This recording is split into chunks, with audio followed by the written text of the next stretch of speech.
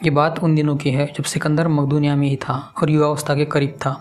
उसका स्वभाव तो बेहद शांत था, लेकिन वह जो ठान लेता उसे करके ही मानता था। उसका स्वभाव देखते हुए पिता फिलिप ने उसे किसी मामूली शिक्षक के भरोसे छोड़ देना ठीक न समझा।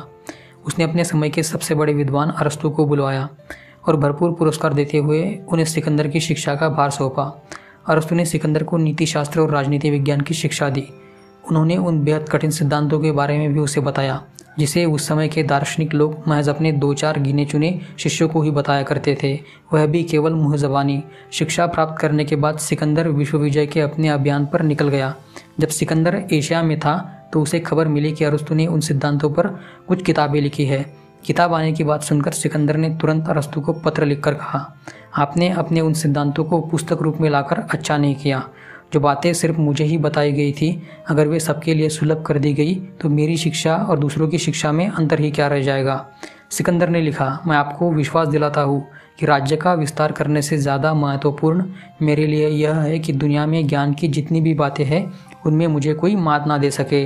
अरस्तु को जब यह पत्र मिला तो अपने शिष्य की शंका का समाधान करने के लिए उन्होंने भी लिखकर भेजा कि मेरी पुस्तकें आ गई है और नहीं भी आई है। इन पुस्तकों को वही समझ पाएगा जिसे मैंने ये सिद्धांत समझाए हैं।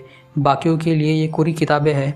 बहुत कम लोग जानते हैं कि अरस्तु की इन पुस्तकों में मेटाफिजिक्स की गुत्थियाँ थी जिनसे सिकंदर पहले से ही अवगत हो चुका था। तत्वमीमांसा यानी कि मेटाफिजिक्स दर्शन की वह शाखा है जो किसी ज्ञान की शाखा के वास्तविकता का अध्ययन करती है। परंपरागत रूप से इसकी 2 शाखाएं हैं, ब्रह्मांड विद्या तथा सत्ता मीमांसा या एंटोलॉजी।